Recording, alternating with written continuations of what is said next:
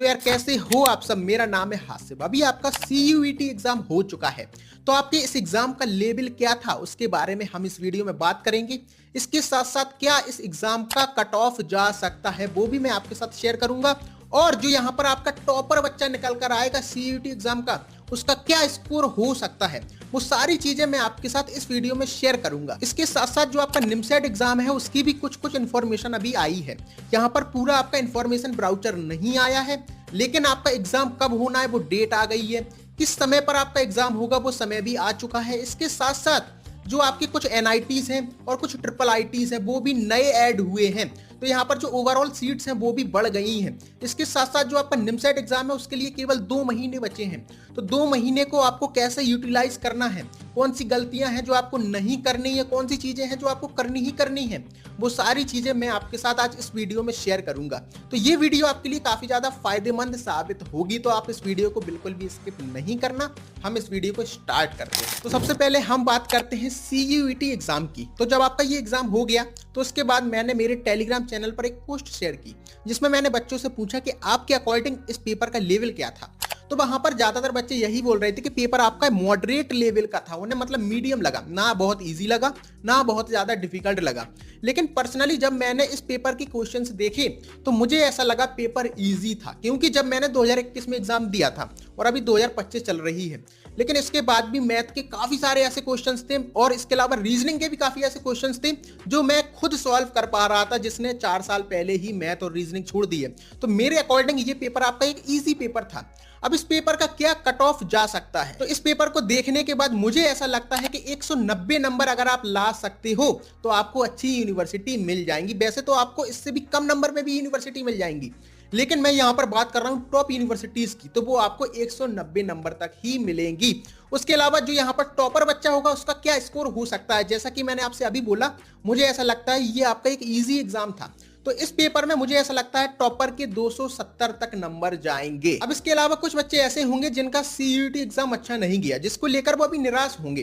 तो अब आपको निराश नहीं होना है और आपको अपना फोकस शिफ्ट करना है निमसेट एग्जाम की तरफ, क्योंकि अगर आपका ये पेपर अच्छा नहीं गया है तो आपने कुछ ना कुछ गलतियां की होंगी जिन्हें आप सुधार सकते हो और निमसेट एग्जाम में 2 महीने बाद अच्छा परफॉर्म कर सकते हो। तो अभी आप अपने सारे डिसअपॉइंटमेंट छोड़ दो और निमसेट एग्जाम की तैयारी के लिए लग जाओ, क्योंकि अगर आप अब मेहनत नहीं करोगे तो जो आपने गलतियां यहां पर की है वही सेम गलतियां आप निमसेट एग्जाम में भी कर रहे होगे।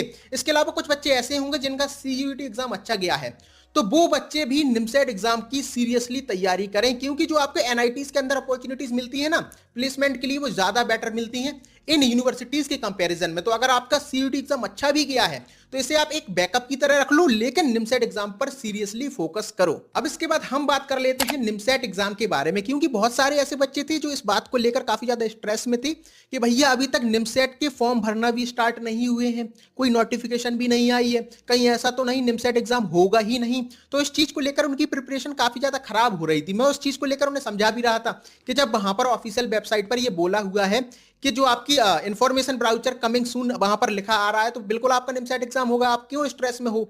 तो इसलिए अभी जो आपकी नोटिफिकेशन है वो आ चुकी है। तो यहां पर क्या है, आपकी इंफॉर्मेशन ब्राउचर तो नहीं आया है, लेकिन जो आपके एग्जाम की डेट है वो बता दी गई है। जो आपका निमसेट एग्जाम है वो 8 जून को होगा, जिसकी टाइमिंग है 2 से 4 के बीच। इसके अलावा यहाँ पर 2 नए एनआईटीज और एक नया ट्रिपल आईटी भी ऐड हुआ है। जो आपके एनआईटीज है वो एनआईटी दिल्ली और एनआईटी मेघालय है, और जो ट्रिपल आईटी है वो ट्रिपल आईटी बडोदरा है। और अभी जब एक बार इंफॉर्मेशन ब्राउचर आ जाएगा तो हम डिटेल में बात करेंगे इन ट्रिपल आईटी और एनआईटी के बारे में कि टोटल कितनी सीट्स आपकी बढ़ी हैं, अभी कितनी आपकी सीट हो गई है। तो वो सारी चीजें एक बार जब इंफॉर्मेशन ब्राउचर आ जाएगा तो मैं आपके साथ शेयर करूंगा। इसके अलावा कुछ बच्चे ऐसे भी थे जो मुझे मैसेज करके पूछ रहे थे भैया अभी तक फॉर्म भरना स्टार्ट नहीं हुए हैं। तो आप उस चीज को लेकर बिल्कुल भी स्ट्रेस में मत रहो। आपके एग्जाम फॉर्म जैसे ही आएंगे मैं आपको हमारे टेलीग्राम चैनल पर इन्फॉर्म कर दूंगा।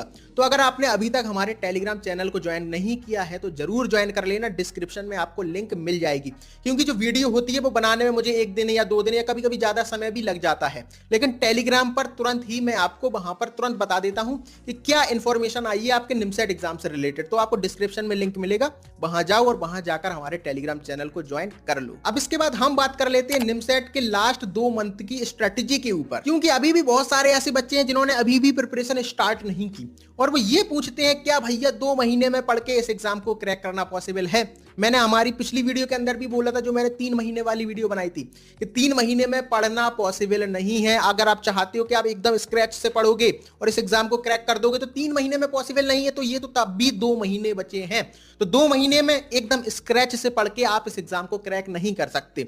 लेकिन अगर आप एक ऐसे बच्चे हो जो 4 महीने या 5 महीने या 3 महीने पहले से पढ़ रहे हो, तो हाँ, आपके लिए पॉसिबल है। आप जैसे पढ़ रहे हो वैसे पढ़ते रहो, और कैसे कोई और चीजें आपको जो इंप्रूव करनी है, कुछ चीजें ऐड करनी है, वो अभी आगे मैं आपको वीडियो में बताऊंगा। सबसे पहली चीज जो आपको करनी है वो ये है कि अब आपको कोई भी नया टॉपिक नहीं पढ़ना है, और अगर आप नया टॉपिक पढ़ना भी चाहते हो तो उसको फर्स्ट प्रायोरिटी पर नहीं रखना है। आपकी फर्स्ट प्रायोरिटी क्या होनी चाहिए वो अभी आगे मैं आपको इस वीडियो में बताऊंगा। लेकिन जो आपकी फर्स्ट प्रायोरिटी है वो ये कभी नहीं होना चाहिए कि जितने भी मेरे टॉपिक्स बचे हैं मैं उनको कवर कर लूं। हो सकता है आपके 4 ऐसे टॉपिक्स हैं जो आपके बचे हुए हैं, तो आप उनको लेकर इतना ज्यादा परेशान मत हो। 4 टॉपिक के मान लो 5 क्वेश्चन भी आ गए, तो अगर आपने वो 5 क्वेश्चन छोड़ भी दिए तब भी वहां पर ऐसा नहीं होगा कि आपका सिलेक्शन नहीं होगा। 5 क्वेश्चन आपने मिस किए तो आपके ठीक है 60 नंबर नहीं आएंगे, लेकिन आपका जो पेपर है वो 1000 नंबर का होने वाला है। और ये चीज मैं आपसे बार बार बोलता हूं कि 1000 में से अगर आप 600 नंबर ले आते हो तो आपको एनआईटी मिल जाएगा। तो आप क्यों इतने ज्यादा परेशान हो, आप क्यों इतने ज्यादा उतावले हो कि मैं 900 नंबर ले आऊं, मैं 1000 में 1000 नंबर ले आऊं। तो इसलिए आप बहुत ज्यादा परेशान मत हो। जो भी टॉपिक्स आपके छूटे हैं उन्हें हाँ आप कवर करना, लेकिन पहले जो चीजें आपकी फर्स्ट प्रायोरिटी होनी चाहिए वो अगर हो जाती हैं, उसके बाद समय बचता है तभी आपको नए टॉपिक पढ़ना है, अदरवाइज नहीं पढ़ना है। इसके बाद जो आपको अगली चीज करनी है वो ये है कि आपको प्रीवियस ईयर क्वेश्चन पेपर से सॉल्व करने हैं, क्योंकि इसके बहुत सारे फायदे हैं। सबसे पहला फायदा ये है, जो आपका एक्चुअल एग्जाम होगा 2025 में, उसमें कुछ क्वेश्चन ऐसे होंगे जो रिपीट आएंगे, और रिपीट क्वेश्चंस अगर आपने पहले बार बार सॉल्व किए हैं तो उन्हें आप देखते ही टिक कर दोगे, तो वहां से आपका बहुत ज्यादा समय बचेगा, और उस बचे हुए समय को आप उन क्वेश्चंस पर यूज कर सकते हो जो आप पहली बार देख रहे हो, या जो क्वेश्चंस आपसे बन नहीं रहे हैं, तो वहां पर आपको एक्स्ट्रा टाइम मिल जाएगा। तो इसलिए यहां पर बहुत ज्यादा फायदा है प्रीवियस ईयर क्वेश्चन पेपर का। तो आपको प्रीवियस ईयर क्वेश्चन जरूर सॉल्व करने हैं, सारे के सारे सॉल्व करने हैं, मैथमेटिक्स भी, रीजनिंग भी, कंप्यूटर भी, सारा आपको सॉल्व करना है। इसके साथ साथ प्रीवियस ईयर क्वेश्चन पेपर करने का एक फायदा यह भी है कि इससे आपका रिवीजन बहुत अच्छा हो जाता है। जब आप प्रीवियस ईयर क्वेश्चन पेपर करते हो तो वहां पर अगर आपसे कोई क्वेश्चन नहीं बनता तो आप डायरेक्टली अपने नोट्स में देख लेते हो और वो आपको अप्रोच समझ में आ जाती है। वहीं अगर आप ऐसे रिवीजन करते हो कि आप नोट्स का एक एक पन्ना पलटा रहे हो तो कई बार आप वही चीजें पढ़ते रहते हो जो आपको पहले से आती है। तो इसलिए रिवीजन करने के लिए भी एक बहुत अच्छा तरीका है। इसके बाद जो आपको अगली चीज याद रखनी है वो ये है कि आपको मॉक एग्जाम्स देने हैं और उनका एनालिसिस करना है, क्योंकि मॉक एग्जाम सबसे ज्यादा जरूरी चीज होती है। लास्ट के 2 से 3 महीने में जो सबसे पहली प्रायोरिटी आपके लिए होगी ना, वो यही है मॉक एग्जाम्स और उनका एनालिसिस। क्योंकि मॉक एग्जाम देने से आपको समझ में आता है आपको पेपर को कैसे हैंडल करना है, क्योंकि बहुत सारे बच्चे ऐसे होते हैं जिनको कॉन्सेप्ट तो अच्छे होते हैं, जिनको क्वेश्चंस बनते भी हैं, लेकिन जो आपका एक्चुअल पेपर होता है ना, उसमें बहुत सारे ऐसे क्वेश्चन होते हैं जो आते हुए भी उनके छूट जाते हैं। उन क्वेश्चंस तक वो पहुंच ही नहीं पाते हैं, क्योंकि उन्हें पेपर को सॉल्व करने का तरीका ही नहीं आता, उन्हें पेपर को हैंडल करने का तरीका ही नहीं आता। वो पैनिक कर जाते हैं, 1-2 क्वेश्चन उनसे नहीं बने, 4-5 क्वेश्चन उनसे लगातार नहीं बने, वो पैनिक कर जाते हैं और उनका पूरा पेपर बिगड़ जाता है। तो जो आपका ये स्ट्रेस हैंडल करना है ना, वो आप सीखते हो बार बार मॉक एग्जाम देके। उसके अलावा जो एनालिसिस करने के फायदे हैं, उससे आपको मालूम चलेगा कि कौन सी गलतियां आप कर रहे हो। अगर आपकी एक्यूरेसी नहीं है, अगर मान लो आप 50 क्वेश्चन सॉल्व करते हो और 50 में से आप 20 गलत कर देते हो, तो आपका पेपर कभी भी नहीं निकलने वाला। तो इसलिए एक्यूरेसी बहुत जरूरी है, क्योंकि जो आपका ये एक्चुअल एग्जाम होगा ना, इसमें अगर आपके 120 क्वेश्चन आ रहे हैं और अगर उसमें आप केवल 60 से 65 क्वेश्चन ही अटेम्प्ट करते हो, लेकिन गलत नहीं करते हो एक भी, तब भी आपका सिलेक्शन हो जाएगा। और दूसरी तरफ कुछ बच्चे ऐसे होंगे जो 80-90 क्वेश्चन तो अटेम्प्ट कर लेंगे, लेकिन 20-25 क्वेश्चन गलत कर देंगे, तो उनका सिलेक्शन नहीं होगा। तो एक्यूरेसी यहां पर बहुत ज्यादा मैटर करती है। तो ये सारी चीजें आती हैं आपको मॉक एग्जाम का एनालिसिस करते करते। तो आपको मॉक एग्जाम जरूर देना है और एनालिसिस जरूर करना है। और अगर आप मॉक एग्जाम्स अभी भी नहीं दे रहे हो तो एक टेस्ट सीरीज जरूर परचेस कर लो और मॉक एग्जाम देना स्टार्ट करो। और अगर आपको टेस्ट सीरीज को लेकर थोड़ी सी भी कंफ्यूजन है तो उसके लिए आप हमें मैसेज कर सकते हो। आपको हमारा व्हाट्सएप नंबर डिस्क्रिप्शन में मिल जाएगा, जहां पर मैं आपको बता दूंगा कि किस कोचिंग की टेस्ट सीरीज आपके लिए बेस्ट रहेगी। इसके अलावा जो आपको अगली चीज करनी है वो ये है कि आपको कंप्यूटर पढ़ना भी अब स्टार्ट कर देना है। बहुत सारे ऐसे बच्चे होंगे जो अभी तक मैथमेटिक्स पढ़ रहे होंगे, रीजनिंग पढ़ रहे होंगे, साथ में टेस्ट भी दे रहे होंगे, लेकिन उन्होंने अभी तक कंप्यूटर नहीं पढ़ा होगा। तो कंप्यूटर पढ़ना भी आपको स्टार्ट कर देना है, क्योंकि आपको मालूम होगा कि आपका जो ये पेपर है वो सेक्शन वाइज होगा। पहला सेक्शन आपका मैथमेटिक्स का होगा, दूसरा रीजनिंग का होगा, तीसरा आपका कंप्यूटर प्लस इंग्लिश का होगा।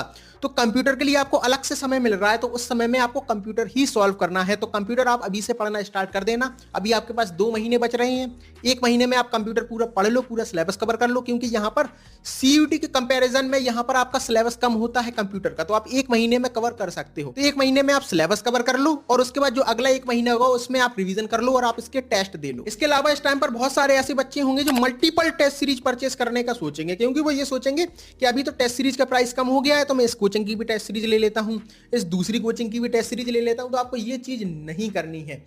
अगर आपने किसी भी एक टॉप कोचिंग की टेस्ट सीरीज ले रखी है, तो आपको कोई भी नई टेस्ट सीरीज लेने की जरूरत नहीं है। उसी टेस्ट सीरीज को आप कंप्लीट सॉल्व करो, सारे टेस्ट दो, एक भी टेस्ट आपके स्किप नहीं होने चाहिए। जिस टाइम पर आपका टेस्ट होता है उसी टाइम पर लाइव टेस्ट दो। ये मत सोचो कि मैं रात को टेस्ट दे दूंगा, जो आपका मॉक एग्जाम है मैं रात को 8 बजे दूंगा, ये सारी चीजें आप बिल्कुल भी मत करना। तो आपने जिस भी कोचिंग की टेस्ट सीरीज ले रखी है उसी कोचिंग की टेस्ट सीरीज आप केवल सॉल्व करो। किसी भी नई कोचिंग की टेस्ट सीरीज आपको लेने की जरूरत नहीं है। अगर आपने कोई ऐसी कोचिंग की टेस्ट सीरीज ले रखी है जो अच्छी नहीं है, आपको मालूम है, तो जरूर आप नई कोचिंग की टेस्ट सीरीज ले सकते हो। लेकिन अगर आपने जो टॉप की 3-4 कोचिंग्स है उनमें से किसी भी कोचिंग की टेस्ट सीरीज ले रखी है, तो आपको कोई भी दूसरी कोचिंग की टेस्ट सीरीज लेने की जरूरत नहीं है, क्योंकि उससे आपका टाइम ही वेस्ट होगा। तो आपको केवल एक टेस्ट सीरीज लेनी है और उसके हर एक टेस्ट को कंप्लीट सॉल्व करना है, बस। अब इसके बाद काफी सारे ऐसे बच्चे होंगे जो डरे हुए होंगे। जैसे जैसे एग्जाम डेट करीब आती है बच्चों का डर बढ़ जाता है। मेरे साथ भी ये सेम चीज हुई थी जब मैंने 2021 में एग्जाम दिया था। जैसे ही डेट आई थी मेरे दिल की धड़कन बढ़ गई थी, है ना। तो इसलिए ये काफी सारे बच्चों के साथ होगा, क्योंकि आपका ये एग्जाम, बहुत सारे ऐसे बच्चे होंगे जो ये सोच रहे होंगे अगर मेरा ये एग्जाम नहीं निकला तो मेरा क्या होगा। बहुत सारे ऐसे बच्चे होंगे जिन्होंने बहुत सारा पैसा कोचिंग में लगा दिया होगा। अब वो ये सोच रहे हैं अगर मेरा ये एग्जाम नहीं निकला तो मेरा टाइम पैसा दोनों बर्बाद होगा, इसके अलावा क्या मैं करूंगा।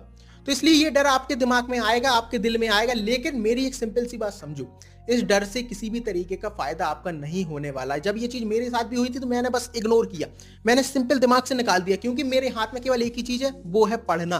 तो आप केवल पढ़ने पर फोकस करो, और आप बिल्कुल भी मत सोचो कि अगर मेरा एग्जाम नहीं निकला तो क्या होगा, क्योंकि इसके सोचने से आपका कुछ फायदा नहीं होने वाला। इससे आपका केवल फोकस खराब होगा और आपकी प्रिपरेशन बेकार होगी।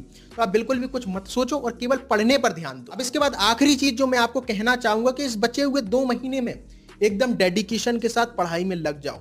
कोई भी शादी है आपके घर में, कोई भी फंक्शन है, कोई भी फेस्टिवल है, अगर आप जिम वगैरह जाते हो, आपको बॉडी बनाने का शौक है, सारी चीजें छोड़ दो।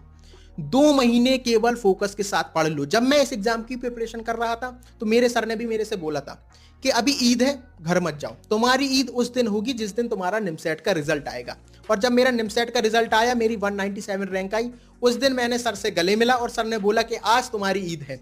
तो उस दिन आपको बहुत मजा आएगा जब आपका रिजल्ट आएगा और आप सिलेक्ट हो जाओगे। और अगर आप सिलेक्ट नहीं हुए तो आपको बहुत ज्यादा रिग्रेट होगा कि अगर मैं अच्छे से पढ़ लेता तो आज मेरा सिलेक्शन हो जाता, अब मुझे 1 साल और देना पड़ेगा, फिर से ड्रॉप लेकर पढ़ना पड़ेगा। तो ये सारी चीजें आपके साथ ना हो, तो इसलिए डेडिकेशन के साथ पढ़ाई पर लग जाओ। 2 महीने सारी चीजें भूल जाओ।